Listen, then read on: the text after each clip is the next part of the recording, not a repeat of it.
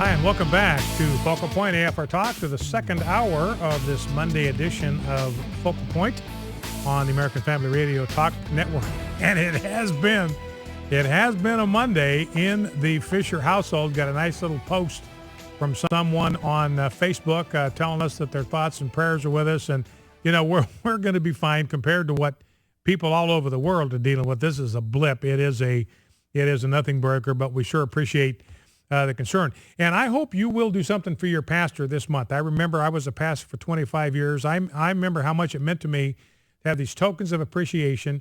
Doesn't even matter really what it is. It can be very small, but just the fact that somebody thought enough about you, cared enough to do something for you as a token of their appreciation, tremendously encouraging to me as a pastor. Your pastor needs the same kind of encouragement, and I would challenge you this month, Pastor Appreciation Month, do something kind for your pastor. It might be a gift certificate of one kind or another. Be sure that you show your appreciation for the work that they do for the kingdom. Now, let's grab clip number one, Rob. We got this this healthcare debacle. I'm going to get to some stuff here that's just going to singe the hair right off of your ears when you hear about it. But, and the point I want to make is you listen to this John Boehner, whatever courage you hear in this soundbite is coming from one place. It is coming from Ted Cruz. Everything you see around here is a result of the efforts of Ted Cruz, Teddie and the Cruzers, carrying the load, carrying the freight for the conservative movement. Here is John Boehner yesterday on a talk news program, ABC, talking to George Stephanopoulos. It begins with Stephanopoulos asking him a question. Here's how their exchange went. Well, you had a conversation at the White House. The Democrats, including Senate Democrat Harry Reid, has said he's more than willing to have a conference, more than willing to have a negotiation, but not under the threat of a government shutdown, not under the threat of default. So it's my way or the highway. That's what he's saying. Complete surrender, and then we'll talk to you. That's not... Listen, it's about having a conversation. I gave the Senate Majority Leader some advice at the White House about how to proceed. I gave him some advice over a week ago about how to avert this. And yet... They refuse to do it. But, Mr. Speaker, he says, and he said it publicly on many occasions, that you came to him back in July and offered to pass a clean government funding resolution, no Obamacare amendments, that was $70 billion below what the Senate wanted. They accepted it, and now you've reneged on that offer. No, clearly there was a conversation about doing this. Several conversations. Several. But... And you offered a clean resolution. But I and my members decided that the threat of Obamacare and what was happening was so important that it was time for us to take a stand, and we took a stand. Did you decide it, or was it decided for you? No, I, and working with my members, decided to do this in a unified way. George, I have 233 Republicans in the House, and you've never seen a more dedicated group of people who are thoroughly concerned about the future of our country. They believe that Obamacare, all these regulations coming out of the administration, are threatening the future for our kids and our grandkids. And it's time for us to stand and fight. Now, that's something you just never hear from John Boehner. Time for us to stand and fight. Said it 3 times in this soundbite. It was time for us to take a stand. We took a stand. It's time for us to stand and fight. You never hear these words coming from John Boehner. And he's right. Back in the summer, there was a conversation between Speaker Boehner, Majority Leader Harry Reid, about a clean CR that didn't have any defunding for Obamacare in it. That was pre-Ted Cruz. All of this changed with the arrival of Teddie and the Cruzers. I cannot overestimate the importance of Ted Cruz in the development of everything that you're seeing happen here. Now, Rand Paul has made an immense contribution. Mike Lee was really the one that kickstarted the thing. And then Ted Cruz was the one that has kind of carried the freight since Mike Lee kicked it off. But you cannot overestimate the role that Ted Cruz, it shows you what how one man with courage can make a huge difference in what happens politically. Focal Point AFR Talk, the number to call, 888-589-8840, 888-589-8840. Let's go to Mary, Greenville, Texas. Mary, welcome. What's on your mind? Hello. Thank you for taking my call. God bless you for what you do. Thank you.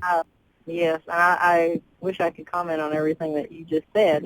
Go Ted Cruz. Awesome person to have fighting for us. I was just going to ask a question and make a quick comment. My question was, if they reverse the Roe versus Wade, I think is the abortion thing, because it was based on lies. Wouldn't they be able to then reverse the laws that came out because of Matthew Shepard, based also on lies? And then my comment was a place to check out.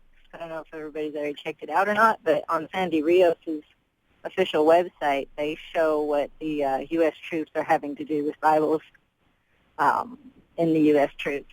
And so it's a pretty interesting thing. It's on the left-hand side. It's the stuff you need to see. So I was just going to say that. I'll hang up and listen to your comments. All right, Mary, thank you very much for that. I appreciate that. You know, and it's interesting, Mary, talking about, well, if we can overturn Roe v. Wade, how about going back and overturning Lawrence v. Texas is really what she's talking about.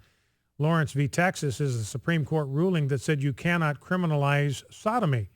Homosexual sex was a crime in the United States of America everywhere, was a felony offense from the moment of the founding, from the time that European feet first set feet on American soil, until 1962. Illinois decriminalized it in 1962.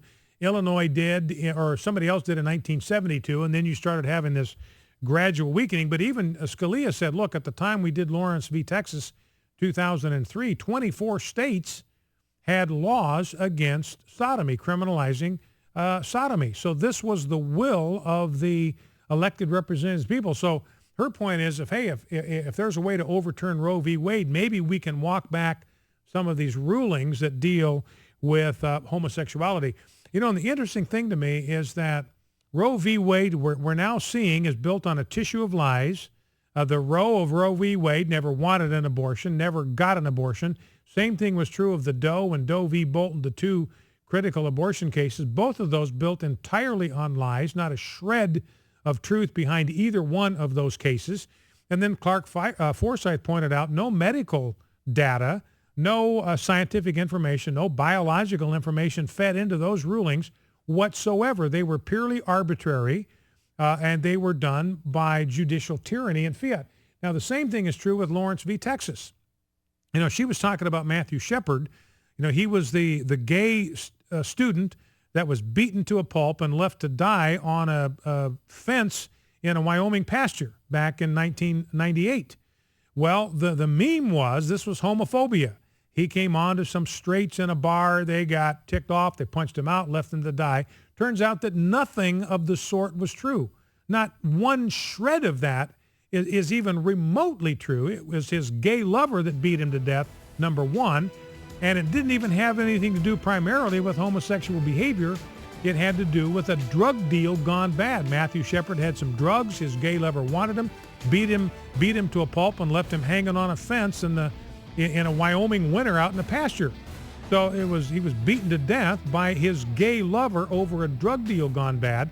So all this Laramie Project stuff, this turning Matthew Shepard into an icon and a martyr, I mean, it's a terrible thing for anybody to die. Don't misunderstand me. And I feel obviously for the parents who lost a son and a brother, so your heart goes out to them. But the point is, his death had nothing to do with homophobia. Zip, zero, nada. Not a martyr to the cause. And yet so much hysteria whipped up over something turned out to be not based in fact. Lawrence v. Texas, the two guys were part of that, never even were a homosexual couple back in 2002.